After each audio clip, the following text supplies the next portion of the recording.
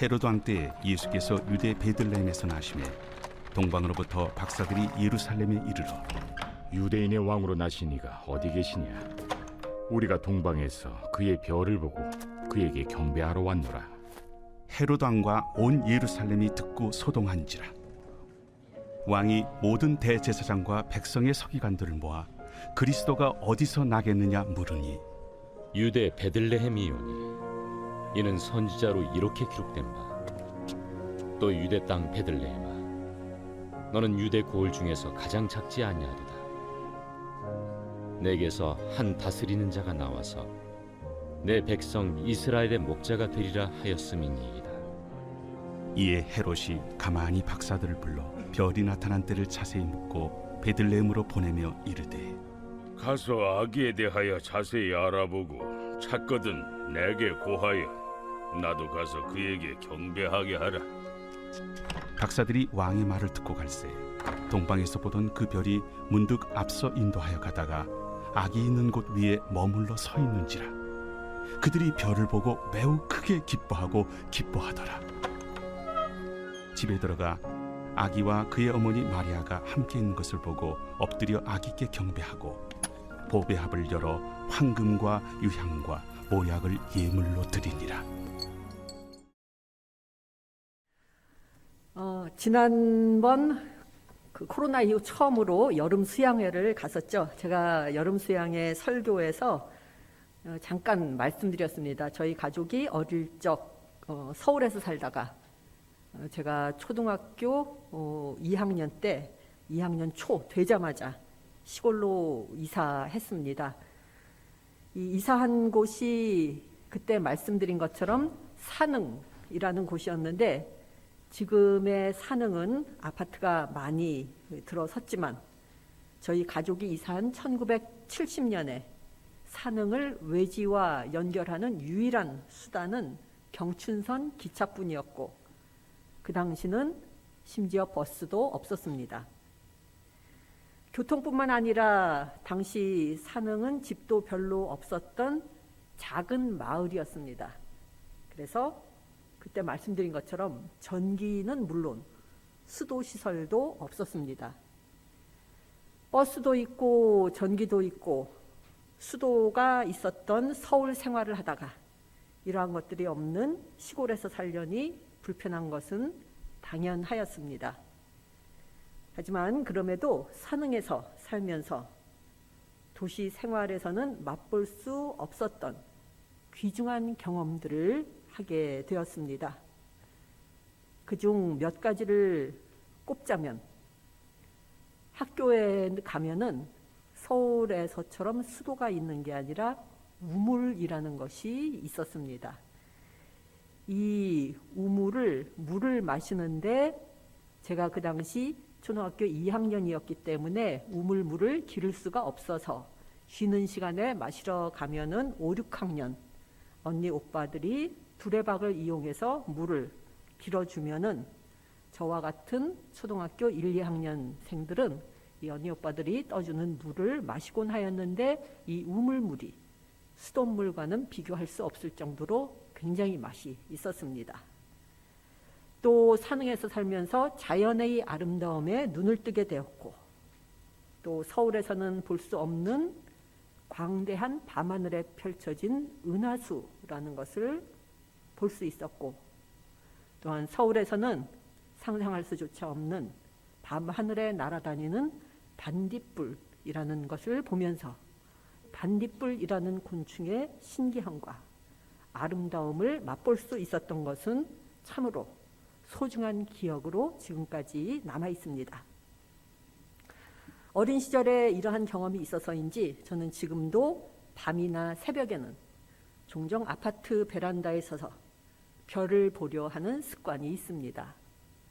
그렇지만은 은하수는 아예 제가 기대를 안 하고 어릴 적에 보던 별을 보는 것도 힘들고 아침 새벽에 제가 일찍 일어나는 그러한 생활을 하는데 아침에 일어나면은 대개의 날에는 별을 볼 수 있는 게 딱 하나입니다. 새벽별이라고 부르는 금성 하나뿐이 요새는 못 보겠다군요. 그때도 별 하나가 떠 있는 것을 보면서 그 새벽별을 통해서 제가 어린 시절의 기억을 되살리면서 이 밤하늘을 감상하곤 합니다. 또 저는 어렵고 힘든 일이 있을 때는 하는 일을 멈추고 하늘을 바라보며 잠시 집중하고 있던 생각에서 벗어나고자 하기도 합니다. 이 광대한 하늘을 보면서 저에게 닥친 일보다 이 세상은 더 크고 광대하다는 것을 상기하게 되고 그러한 생각을 통해 힘을 얻고 위로를 얻기 때문입니다. 그래서인지 힘든 일이 있을 때면 저희들 어떻게 하죠? 기운이 없어서 축 처져서 아래를 바라보죠. 그렇지만은 힘든 일이 있을 때면 발밑이 아니라 자연을 바라보고 하늘을 쳐다보고 밤하늘의 별들을 보라는 그러한 말이 있습니다. 같은 맥락의 말일 것입니다. 오늘의 본문은 별빛에 대한 이야기입니다. 별빛을 따라 먼 여행길에 나선 동방 박사들의 이야기입니다. 또한 오늘은 대림절 4번째 주일입니다. 대림절이라고 하는 말을 영어에서는 어드벤트라고 하고 영어 이외의 다른 유럽 언어인 프랑스어나 독일어나 스페인어, 이탈리아어에서도 대림절은 영어의 어드벤트와 비슷한 발음으로 불립니다. 그런데 영어에는 모험을 뜻하는 말이 있습니다.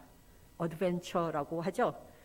대림절을 뜻하는 어드벤트와 발음이 비슷합니다. 이것은 우연이 아니라 어드벤처와 어드벤트의 어원이 같기 때문입니다. 유럽 언어에서 대림절이라는 말은 모험이라는 단어와 연결이 되고 있는 것입니다. 이 성경에는 예수의 탄생 전후에 관하여 기록된 이야기들이 마태복음과 누가복음 이 두 복음서에 적혀 있습니다.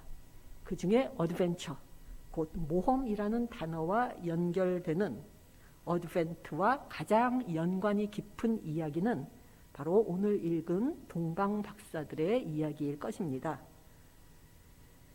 성경의 동방 박사 이야기에는 이들의 구체적인 여정이 말해지고 있지 않습니다. 그러나 유대 땅에서 멀리 떨어진 동방의 나라에서 출발해서 먼 길을 여행한 끝에 베들레헴에 도착한 동방 박사들의 여행길은 그 자체가 하나의 모험이었을 것입니다. 베들레헴으로 오는 도중에 이 동방 박사들은 여러 위험과 시련에 처했을 것입니다. 강도떼를 만났을 수도 있을 것이고 날씨 때문에 고생했을 수도 있을 것이고 음식과 물 때문에도 어려움을 겪었을 것입니다. 그럼에도 동방 박사들이 끝까지 이 여행을 마칠 수 있었던 것은 이들을 인도하던 별빛이 있었기 때문이었습니다. 그렇기 때문에 동방 박사들에게 있어서 이 별은 희망의 상징이었고 그들의 길잡이가 되었을 것입니다. 그런데 같은 별임에도 이 별로 인해 당황해하고 혼란스러워한 사람들이 있었습니다. 헤롯이 그랬습니다. 동방으로부터 박사들이 예루살렘에 이르러 말하되 유대인의 왕으로 나시니가 어디 계시냐? 우리가 동방에서 그의 별을 보고 그에게 경배하러 왔노라 하니 헤롯 왕과 온 예루살렘이 듣고 소동한지라. 같은 별빛입니다. 그런데 헤롯은 온갖 불안하고 불길한 예측만 합니다. 두려움에 사로잡혔기 때문입니다. 어떤 두려움인가요?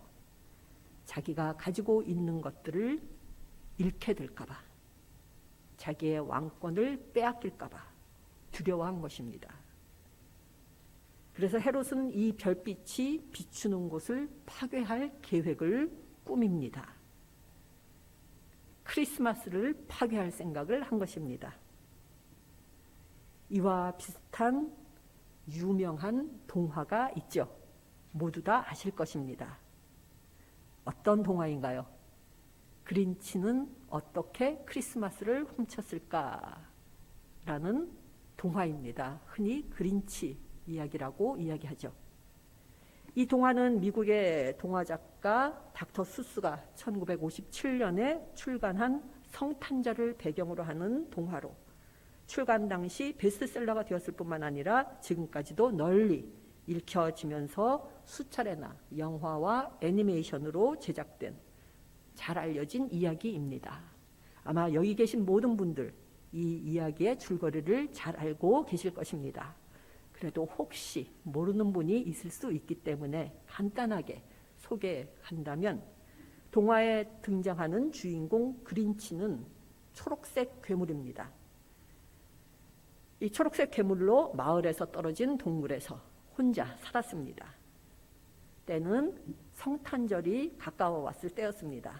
마을 사람들은 1년 중 가장 큰 축제인 성탄절을 앞두고 서로에게 줄 선물을 준비하느라 바쁜 하루를 보내고 있었습니다. 심술궂은 그린치는 마을 사람들의 성탄절을 망치기로 작정하고 성탄절 이브에 산타클로스로 변장해서 마을 사람들이 준비한 선물을 모두 자루에 실어서 훔쳐갔습니다.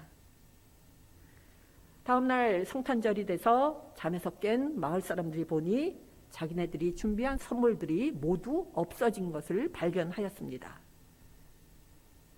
선물을 잃어버린 마을 사람들은 슬픈 얼굴로 광장에 모였습니다.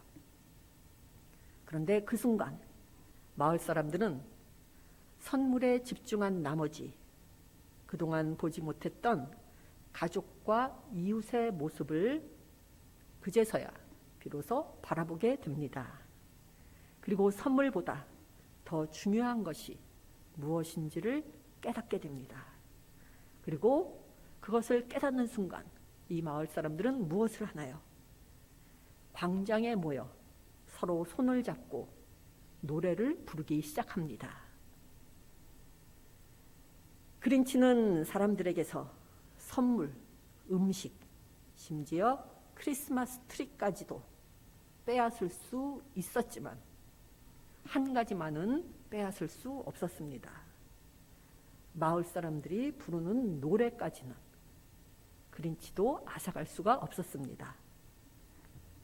노래를 부르는 마을 사람들에게는 기쁨이 샘솟았고 결국에는 그린치까지 마을 사람들의 일원이 됨으로써 마을은 이제까지와는 다른 방식으로 성탄절을 기념하게 되었다 하는 내용이 바로 이 동화의 줄거리입니다.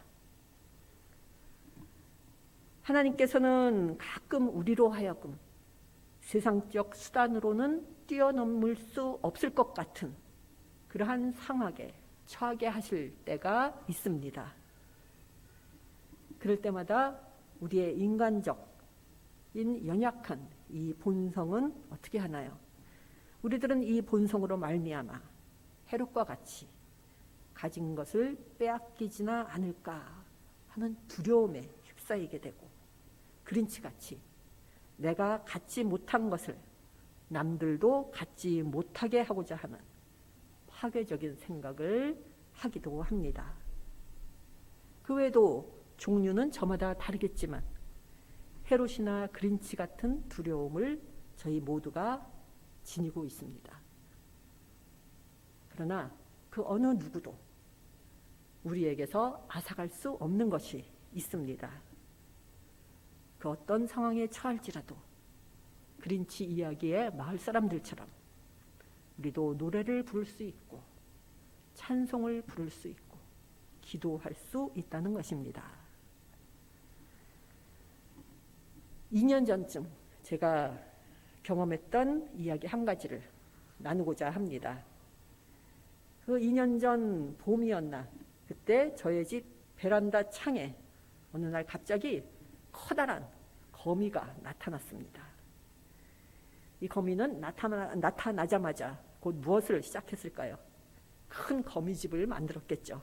그런데 아무래도 몸집이 이제까지 본 거미와는 굉장히 다른 거미였습니다. 몸집도 크고 색깔도 노란색, 녹색, 검은색, 갈색 같이 굉장히 이상한 거미였는데 거미 크기가 크다 보니까 거미집도 크게 만들었습니다. 이 다른 데 같았으면 이 거미를 보자마자 그리고 거미가 거미집을 만드는 것을 보자마자 빗자루로 이것을 쓸어버렸겠지만 이 거미의 생김새가 워낙 특이했기 때문에 어떻게 하나 보자 하고 그대로 거미집을 놔두었습니다. 초봄에 지어진 거미집을 늦가을에 거미가 없어질 때까지 그대로 두었으니 그 해에는 7, 8개월 동안을 거미집과 거미집 위에 있는 커다란 거미를 보면서 산 셈이 됩니다. 7, 8개월 동안 많은 곤충들이 거미줄에 걸리는 것을 보았고 심지어는 벌들까지도 거미줄에 걸려서 꼼짝 못하고 있는 것을 보았습니다. 그런데 거미줄에 걸린 곤충은 꼼짝 못하고 있는데 거미는 거미줄 위에서 자유자재로 이리저리 왔다 갔다 움직이는 것도 자주 보게 되었습니다. 이 거미를 관찰하다 보니 결국에는 호기심이 생겼습니다. 곤충들은 꼼짝 못하고 저렇게 있는데 어떻게 해서 거미는 자유자재로 저 거미줄에서 위에서 움직일 수 있을까? 호기심에서 검색까지 해보았습니다.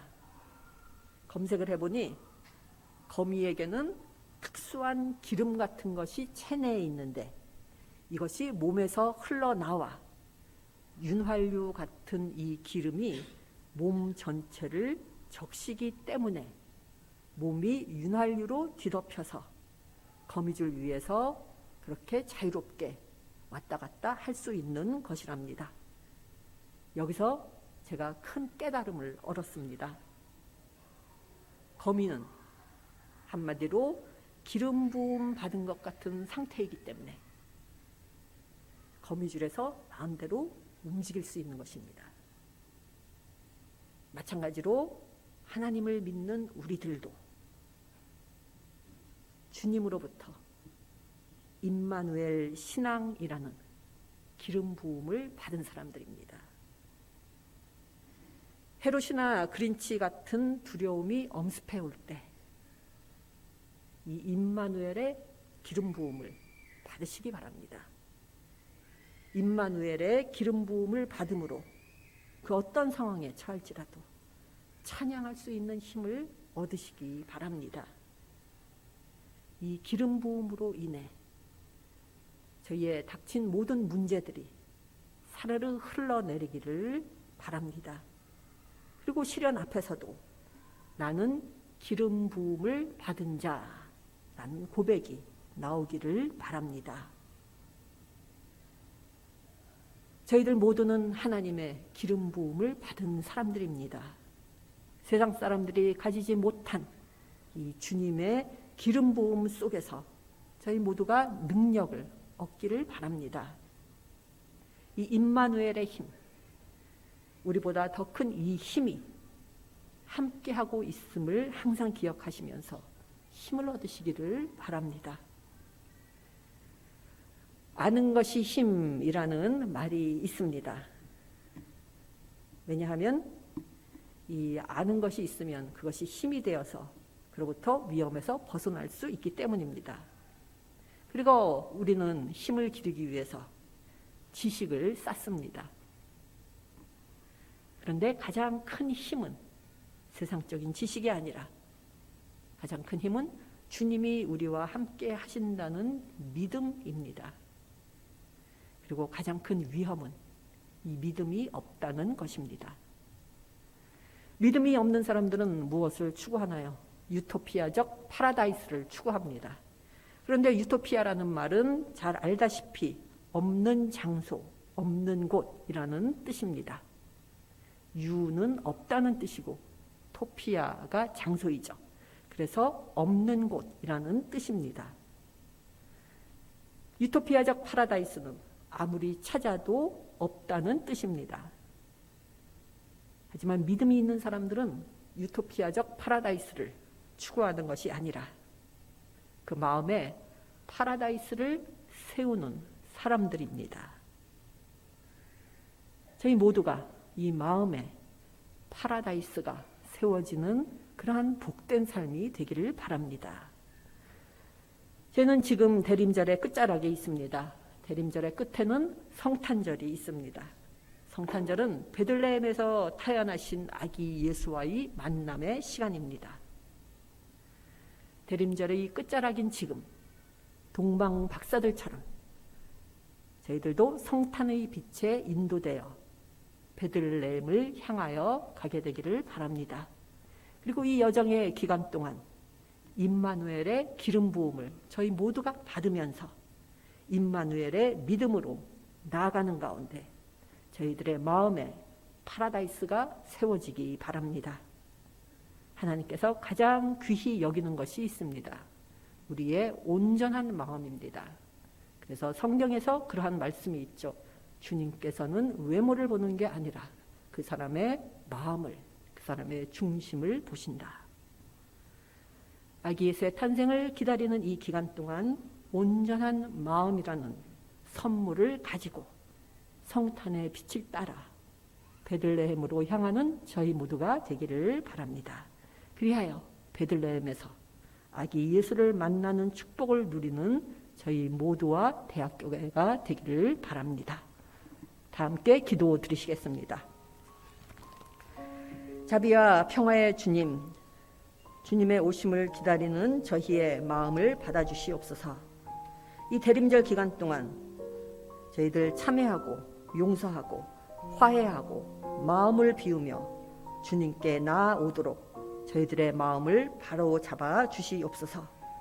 또한 저희에게 주님의 기름을 부어 주셔서 임마누엘이신 주님께서 저희의 반석이시오 저희의 구원자이심을 고백하며 저희 모두가 믿음 가운데 성장하게 하여 주시옵소서.